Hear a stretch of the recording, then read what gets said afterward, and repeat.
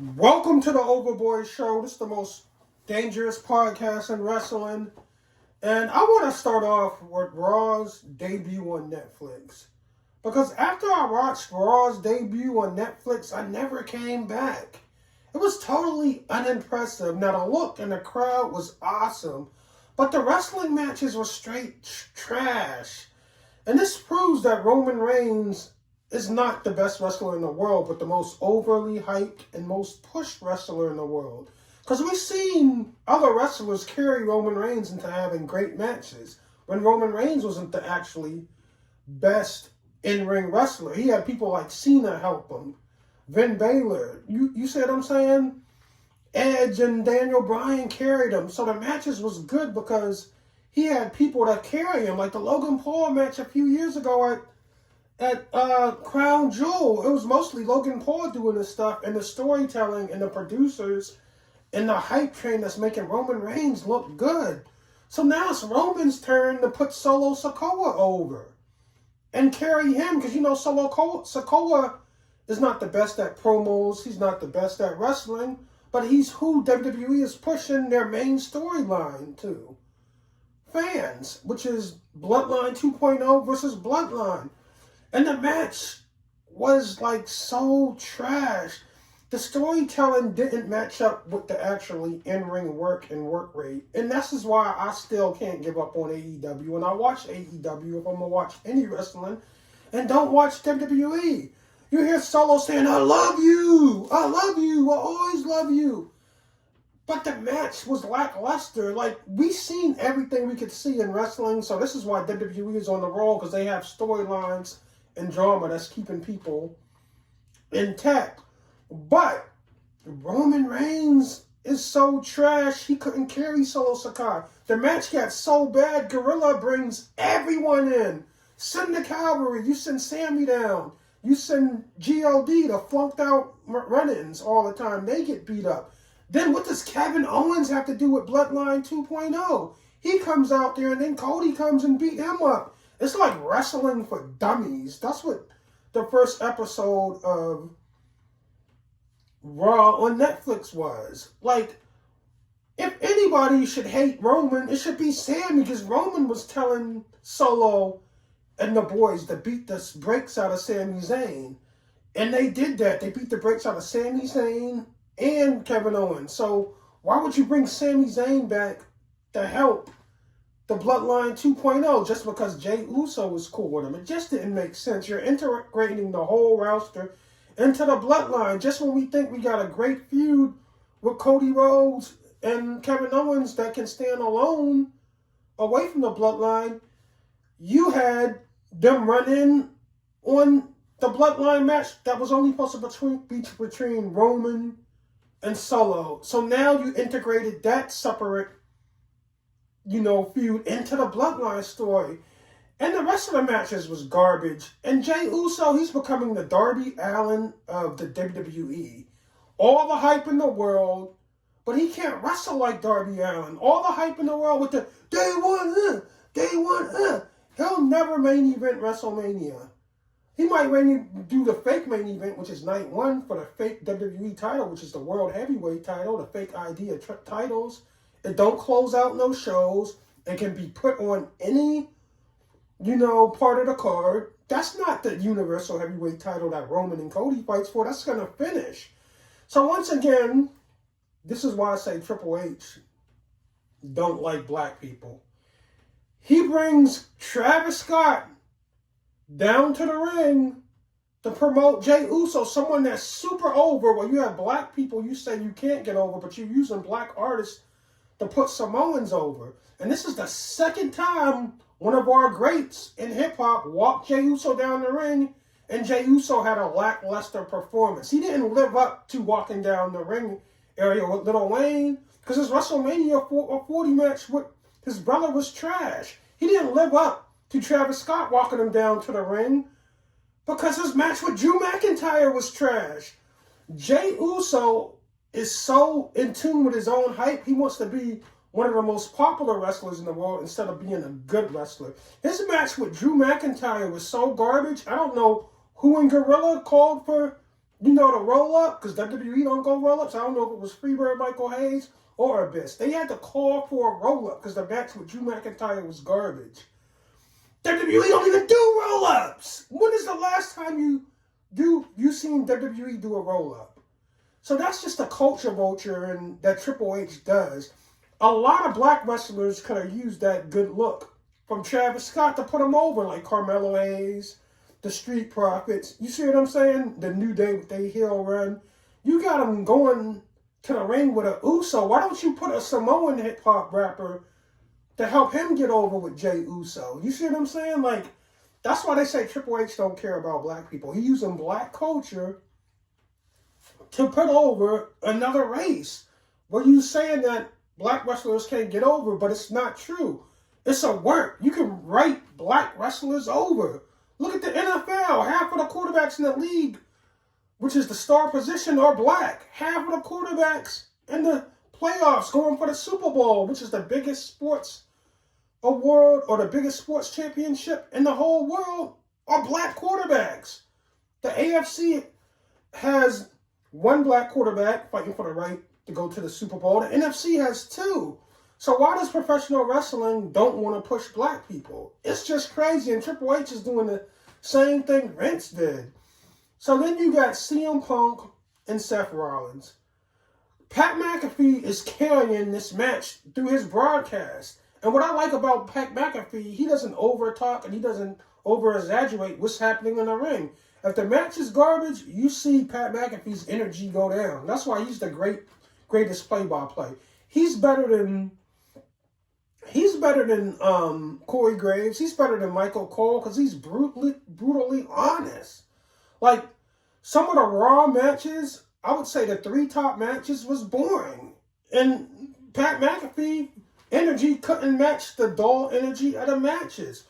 So I just feel like Jey Uso is overrated. They got him with Gunther going for that fake bullshit, fake ID of a heavyweight title, the world heavyweight title, which they should have stayed with it gone, because it's only one guy. It's not 2 guys. You put a fake championship on a motherfucker you don't want to push to the top of the company while Cody Rhodes and Roman Reigns, for the 5th year in a row, go for that top spot. It's tomfoolery. So yeah, you'll send Jey Uso down with Travis Scott. You'll send him down with Lil Wayne, but you really ain't pushing him. You really hurting him because he's getting exposed as a wrestler that's not good at all. He's just hype. Day one hit. Day one. I don't know if his entrance music is causing him to lose so much energy. When he gets in the ring, his matches are lackluster. Because that match against Drew McIntyre was trash, bro. And you just embarrassed Travis Scott. Your match against Jimmy Uso was trash. You embarrassed Lil Wayne. Triple H quit being a freaking culture vulture. Leave hip-hop out of wrestling if you're not going to use hip-hop to promote niggas. You promoting Samoans. Use a Samoan rapper that needs a push. Let the most popular Samoan wrestlers in the world push a Samoan rapper. Quit coming to an all-culture vulture and Lil Wayne, Travis Scott to promote a Samoan. Come on, bro. And you know people are saying you racist because you don't push black wrestlers. You know what I'm saying? Carmelo Hayes, Trick Williams. Bring them up from the main roster. Who else you got there? Montez Ford. They could have appreciated and used that look with Travis Scott more than Jey Uso, someone that's already over. You see what I'm saying? So after the first episode of Raw, I didn't come back because you know why? It's nothing but a hype and popularity contest. The wrestling is not there yet. The wrestling is garbage.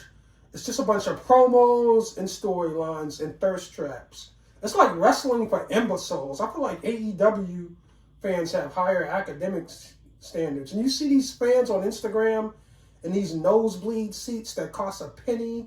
Well, they probably don't know the game of wrestling tickets, so they probably overpaid a scalper or on StubHub for these nosebleed seats, and you getting hyped like day one, and you watching it from the nosebleed just looking like ants. You ain't doing nothing. I don't even like the WWE. You see me at WrestleMania, I'm breathing on Pat McAfee's neck. So all you cats that's making fun of AEW, y'all in the nosebleeds. Y'all ain't doing nothing. Y'all's not doing nothing. I hate WWE, but I go because my fans like WWE. And I'm sitting behind Stephanie McMahon when I go. I'm breathing on the back of Pat McAfee's neck in WrestleMania 38 in Dallas, Texas. Come on, dog. Don't throw rocks if you live in a glass house. Now, the disappointment of WWE had me almost give up on wrestling. But Triple H is not using black wrestlers like they should. He's culture vulturing black rappers to promote Samoan wrestlers like Jey Uso, like Travis Scott, Lil Wayne, and then Jey Uso goes in and stinks against his brother Jey Uso in WrestleMania 40, and he stinks against Drew McIntyre. But Kenny Omega and Gabe Kidd at Wrestle Kingdom is why I can't give up on this shit. Kenny Omega is the best wrestler alive, and this Gabe Kidd took it to him. Busted each other open. This felt like UFC. This felt like NFL. This felt like the World Series. This felt like the NBA Finals. It didn't have no wacky commentary. It didn't have no thirst traps. It didn't have no loud, who won? They won, imbecile fans. It was hardcore wrestling. Gabe Kidd, Kenny Omega, and Fourth Rope is the reason I can't give up on this shit. I just can't. Like, Gabe Kidd kicked so much ass, it was incredible. And I thought Kenny Omega was going to slow down because he had the thing with his stomach, but no, Kenny Omega went full balls ahead. And this is why I think AEW can get back on top. I think when Kenny Omega and the Elite was resting, Kenny Omega had injuries. You had the Young Bucks rest. You had Okada step in. You had Ospreay step in. But I feel like Moxley's Death Riders and Moxley's Blackpool Combat Club, it seems like the ratings went down when Tony Khan put his faith in them. Because when you look at, what you call it, I forgot the name. The Inner Circle, the Elite, AEW was Metro booming. I want some more. AEW was awesome. It was awesome. But then it seems like the show started going downhill once it was the BBC running roughshod over AEW. And now with the Death Riders, I think fans from the WWE know that the Elite was the guys that the WWE wanted. And that's why they were watching both AEW and WWE. But once the Elite fell back with injuries or I don't know what happened, the WWE fans and the neutral fans stopped watching. Now, the hardcore wrestling fans still like AEW, but they're even getting upset because it's too much sports entertainment. And with guys like Darby Allin not winning the title, Orange Cassidy not winning the title, this was the perfect time to win the title. Now he's on the mid-card losing. So I think fans will rebel against AEW because they rebelled against WWE when Becky Lynch lost to Liv Morgan. I remember at one time they lost $1 billion in one night. And after that,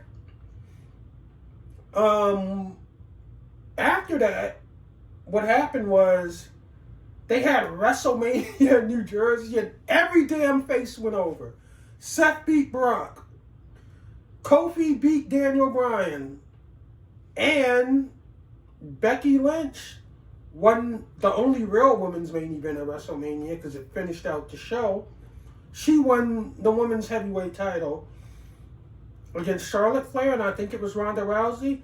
So if fans will rebel against WWE, fans will rebel against AEW. I think Tony Khan got a little,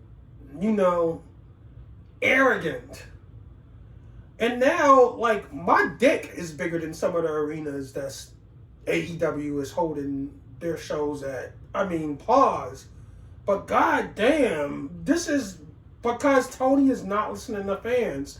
The bad finishes, it has to stop. There's no reason to have a roll-up in professional wrestling in 2024, 2025. You shouldn't have been doing it in 2022 and 2023.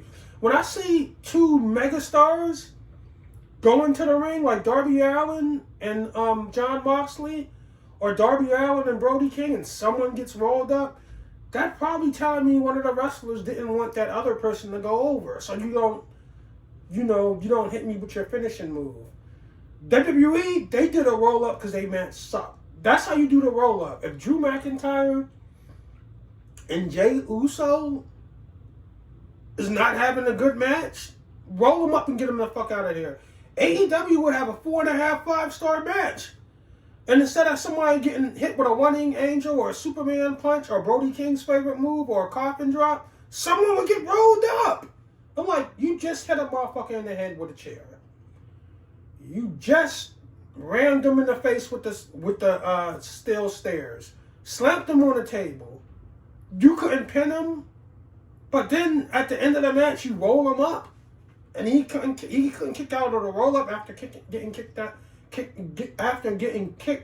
After kicking out your finisher that you hit with 2 times, you say what I'm saying? Getting hit, kicking out of a chair shot, getting put through the table. You kicked out of that, but you couldn't kick out of a roll-up. It just don't make sense. So hopefully the Young Bucks winning the New Japan titles. I mean, New Japan is hurting, so they probably needed the Young Bucks to do that. But the Young Bucks, Kenny Omega, Okada, they gotta come back. They gotta come back in some form or way and find a way to be on weekly television. Because AEW, what made them special, got hurt by them wanting to expand and make more money for the networks. So, but Gabe Kidd and Kenny Omega is the reason I can't give up on this shit, man. I was this close to giving up on this shit.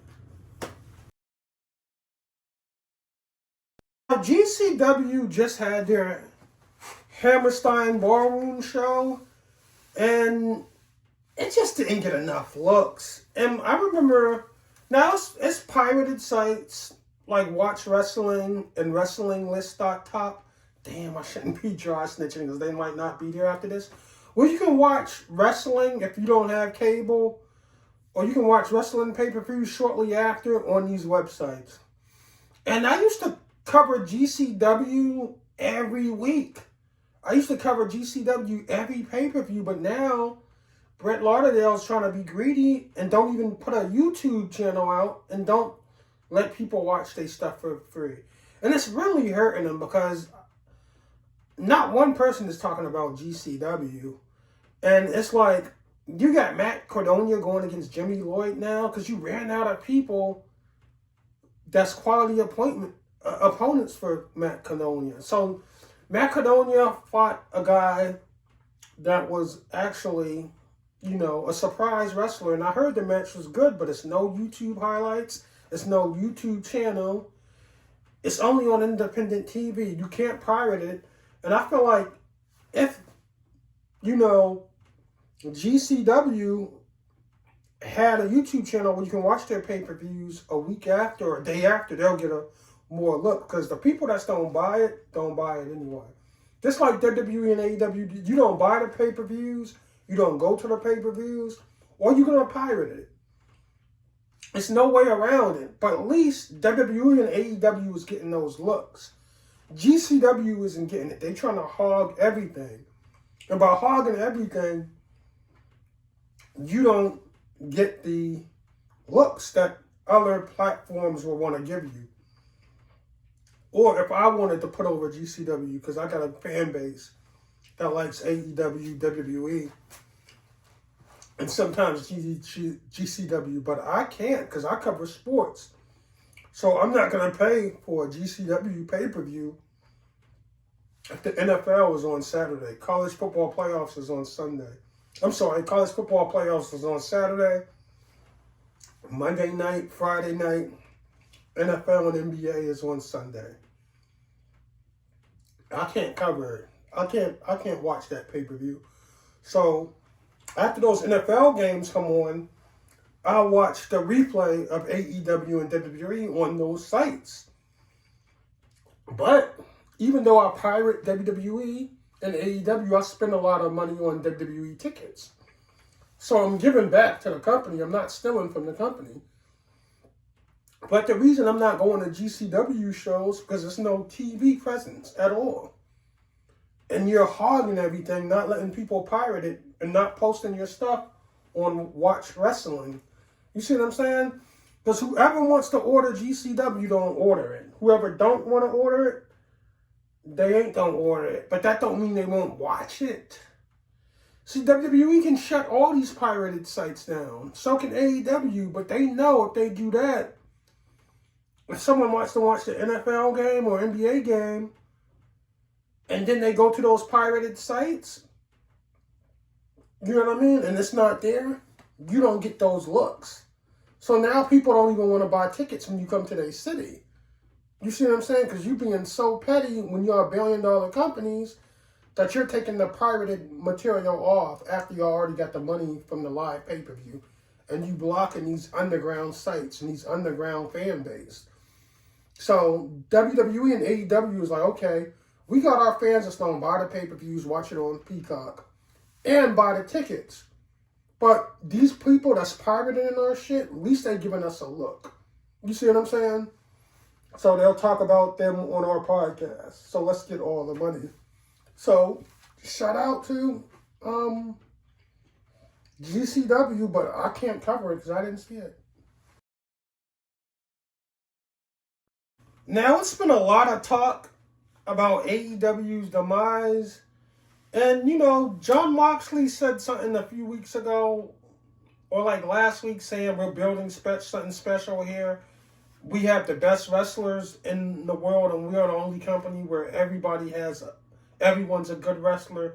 That's fine, but if no one's watching the television and the programming doesn't match to the in-ring abilities like it did from 2018 to 2022, it's going to fall short. And like I said before, the Gabe Kidd and the Kenny Omega match was the reason I didn't give up on wrestling. Because I was about to give up on it. Because I'm too smart for what WWE is trying to do. You see what I'm saying? And I'm not biased. If AEW is doing a bad job, they're doing a bad job. And the thing is, I used to always want to watch AEW on the replay. And now I do not. But what happened with AEW is capitalism. Tony Khan wanted to make money, so he added more shows, added more pay-per-views. But he didn't add more shows with the transparency of what Rampage was. He didn't have the roster to make Rampage an hour of fun matches, which he could have did. He could have had 3 bangers, and Rampage would have been successful.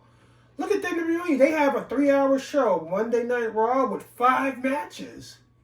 But that's why the ratings suffer. And I think the Netflix deal is going to suffer after the hype wears down, because you can't watch 3 hours of filler and only have 5 matches. And those 5 matches might not be bangers. Because the WWE has 12 pay-per-views. They want you to save that stuff for the pay-per-views. So when AEW was only once a week and they had 4 pay-per-views, the TV meant so much more. But I remember Eric Bischoff said when they wanted Thunder to go with Monday Night Raw, he had to, with Monday Night Nitro, he had to spread that roster too thin and have writers and wrestlers able to carry that show. And it was a honeymoon period of Thunder where it was good, but the wrestlers were too old. They were getting guaranteed contracts, and it just fell short. And AEW, it seems like they are making the same mistakes, but I'm glad that Rampage is gone. But then Collision is not as good. You see what I'm saying? You're selling Collision on FTR without the Young Bucks. You're selling Collision without, the Death Riders and Cesaro or Castelloni, without the Elite. Like, you're selling a half-ass show. So Collision has to get better. And sometimes, another thing, I used to see Mark Henry in the background, backstage. I used to see Arn Anderson. I used to see Jerry Lynn. I don't know if Jerry Lynn is still there. I used to see, Tully Blanchard backstage in AEW when AEW was running it from 2018 to 2002. And now I don't see those guys back there. And the product is suffering because Tony Khan is booking everything. If that's true, that is crazy. How can you book a whole promotion by yourself? That's why it's suffering. But I feel like it's a lot of free agent wrestlers. Matt Cardona, it's Brock Lesnar, Ronda Rousey. But I feel like that's not what AEW needs. AEW needs a backbone. A guy that would boost morale. A guy that would make watching the matches more interesting. And who I'm going to say that AEW needs to bring in to change it around is not a wrestler. It's Pat McAfee. Like, Pat McAfee is so fun to watch. Even when I'm watching those dull AEW matches, it's Pat McAfee's honest commentary that, gets me to stay. Like, Pat McAfee is getting bored. So his energy is bored when the Usos, Jey Uso and, Drew McIntyre is having a shitty match. Pat McAfee's energy is boosting that. And he's trying his best to get by a weak Solo and Roman match. But you see, when Gorilla sent all those guys to come interfere in that match, Pat McAfee turned up. He knew when to turn up. And the CM Punk Seth Rollins match didn't compare to AEW's best matches. It was like they were playing with stuff like the chairs, the tables, the you know what I mean? And Pat McAfee was bored with it. But when it was time for him to turn up, he turned up. And Pat McAfee is a guy that the whole locker room loves. The fans love. He's so cool with the fans. You bring Pat McAfee in there with his sports entertainment commentary, his wrestling commentary, his NFL commentary, his podcast commentary, his college football game day commentary. With that energy in the AEW's locker room to boost that morale, you'll see that in the ring. You'll see that in the locker room. It would make a much better product. And Pat McAfee, can you imagine him calling Gabe Kidd versus Kenny Omega? Ospreay versus Ricochet? Swerve versus Ricochet? The Hurt Business versus Private Party? Can you imagine Pat McAfee calling those matches? Okada versus Omega 4? Pat McAfee on the call with Jim Ross and Tony Schiavone? I would be so happy I would cry like I won my first Super Bowl in my 17th year.